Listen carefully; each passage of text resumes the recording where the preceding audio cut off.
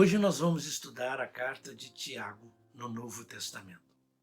Esta carta é conhecida como carta universal ou católica ou geral, juntamente com as cartas do apóstolo Pedro, a primeira e a segunda, e as cartas do apóstolo João, a primeira, a segunda e a terceira, e a carta de Judas.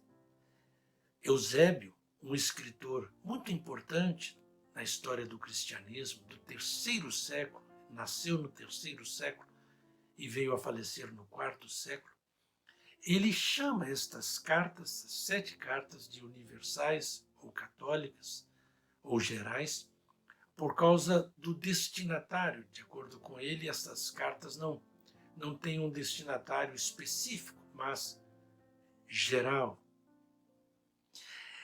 A carta de Tiago também custou a ser considerada canônica, juntamente com a carta de Judas. Muito tardiamente, esta carta veio a ser considerada como inspirada por Deus, uma mensagem da parte de Deus para o seu povo, para a sua igreja aqui na terra. Tiago, o nosso escritor, há muitos Tiagos no texto do Novo Testamento. Marcos faz referência a um Tiago chamando de o menor, no capítulo 15 de Tiago. A palavra lá é mikros, que significa menor em estatura, pequeno, ou o mais jovem. Nós encontramos também no texto de Lucas, no capítulo 6, Lucas fazendo referência a um Tiago que é pai de Judas. Então, Lucas faz menção a 2 apóstolos de Jesus com o nome de Judas. O Judas Iscariotes, o Judas que traiu, e o outro Judas que foi fiel, cujo pai era Tiago. Nós encontramos também um outro Tiago, chamado filho de Alfeu. Nós encontramos na lista dos apóstolos, em Mateus, em Marcos, em Lucas e até mesmo no livro de Atos dos Apóstolos.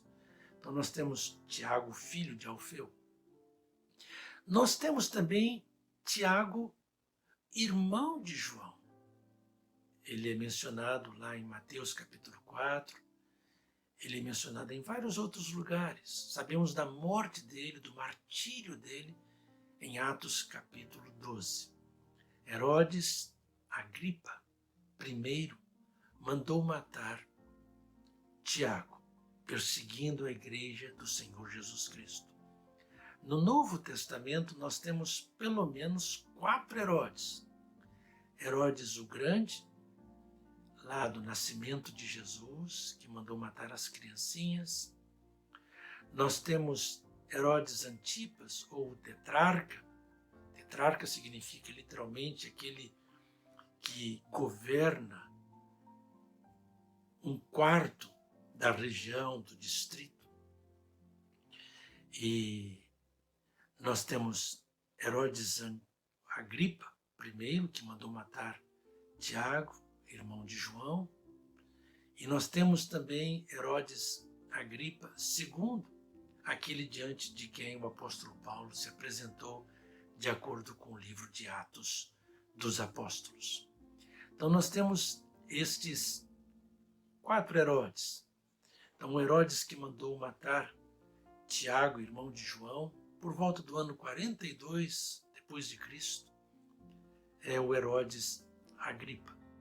E nós temos também um Tiago que é mencionado na carta de Judas. Judas se apresenta como irmão de Tiago, dando-nos a entender que o seu irmão é mais conhecido do que ele. E nós temos o nosso escritor Tiago.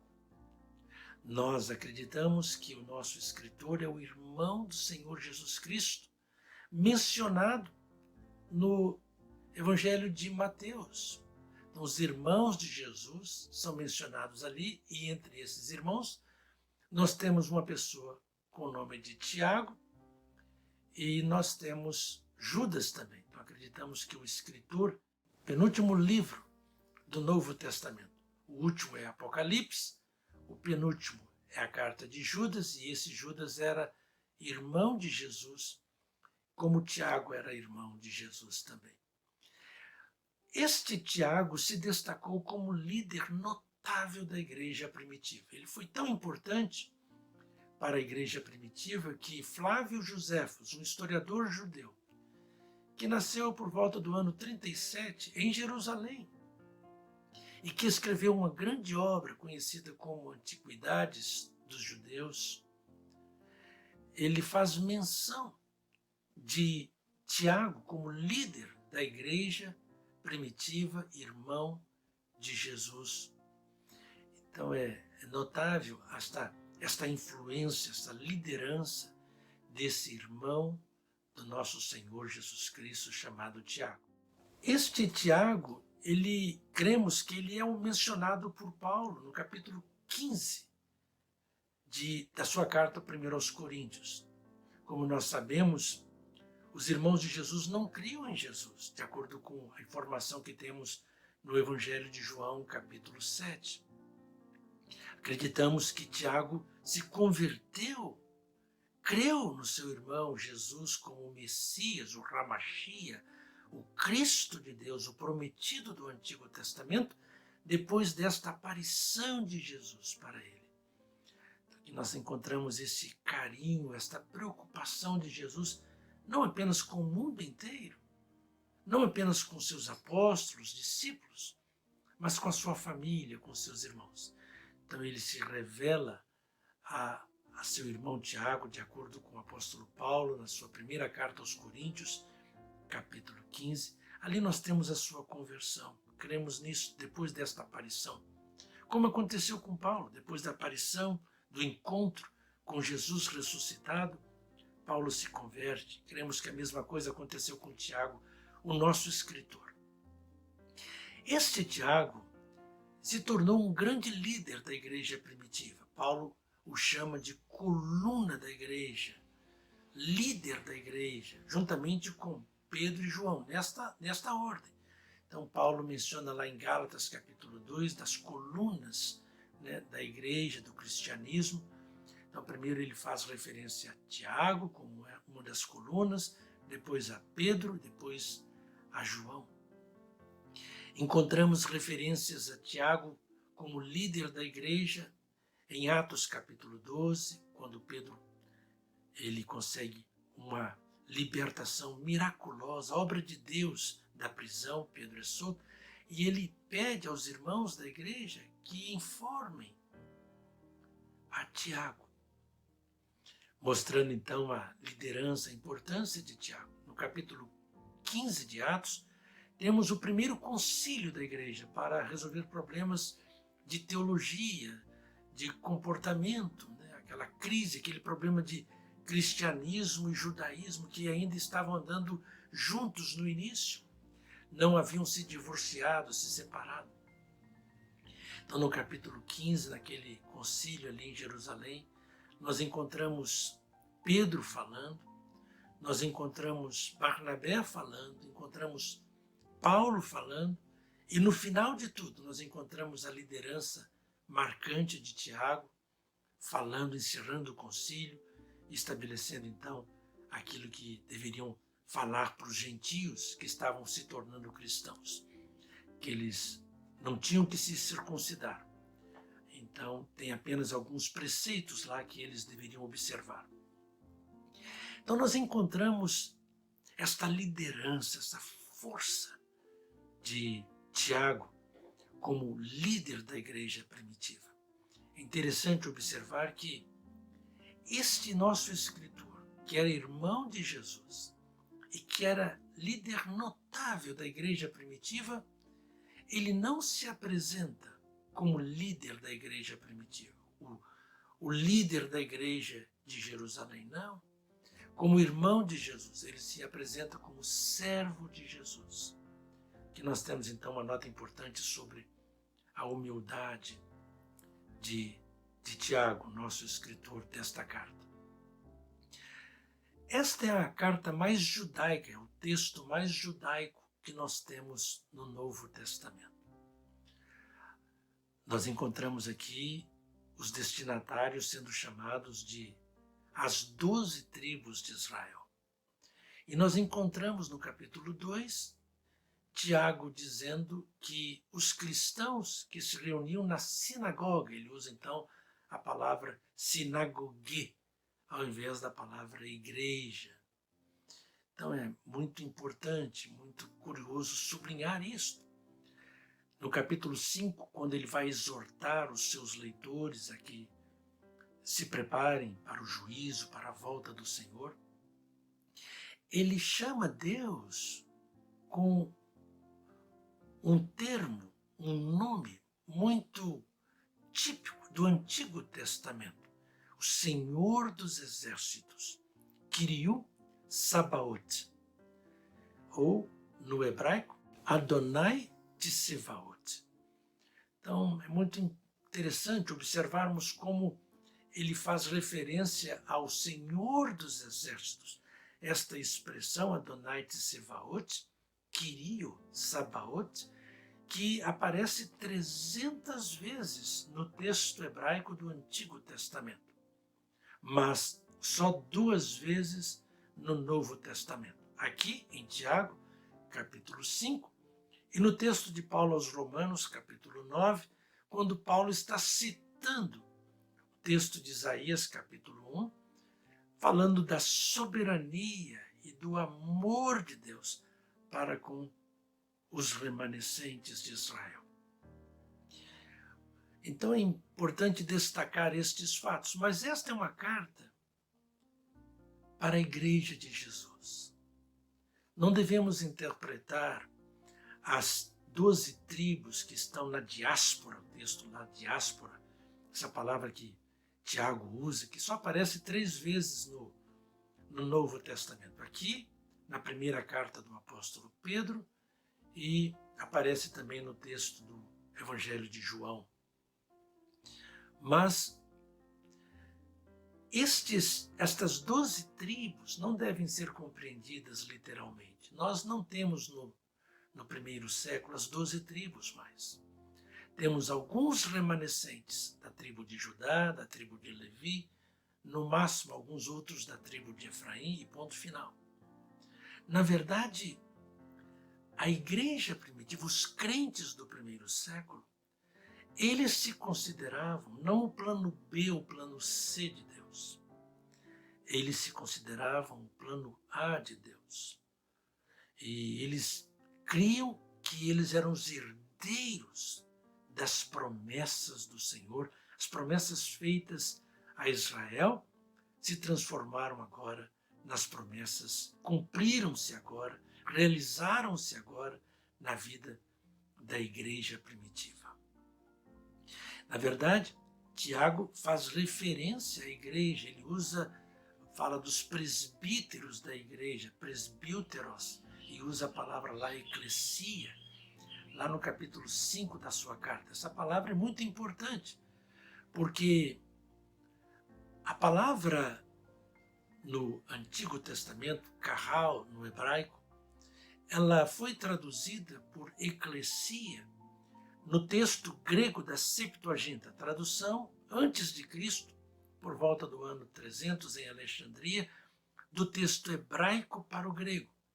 Então, esta palavra que kahal, que significa Assembleia do Senhor, Assembleia de Deus, que significa a reunião do Senhor, a convocação do Senhor, referência ao povo de Deus.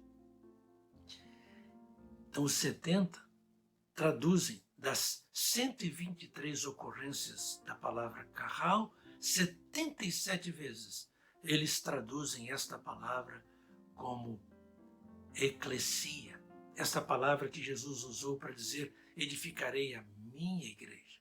Então farei a minha convocação, a minha assembleia, a minha reunião, o meu povo. Então, meu querido amigo, minha querida amiga, então esta carta fala da igreja de Jesus e dos presbíteros da igreja de Jesus. Uma palavra que aparece juntamente com bispos e pastor ou pastorear em vários lugares no texto do Novo Testamento, como os líderes da igreja. Nós encontramos então presbíteros, episcopos, poimaino, que é pastorear, trabalhar como pastor, ser pastor. Nos textos lá de Atos, capítulo 20, por exemplo, quando Paulo chama os presbíteros da igreja, então, e chama depois esses presbíteros de bispos, e diz que o Espírito Santo os separou, os capacitou para que eles fossem os pastores da igreja. Está lá no texto de Atos, capítulo 20, e nós encontramos Paulo fazendo referência a esses nomes na sua carta a Tito, na sua carta a Timóteo.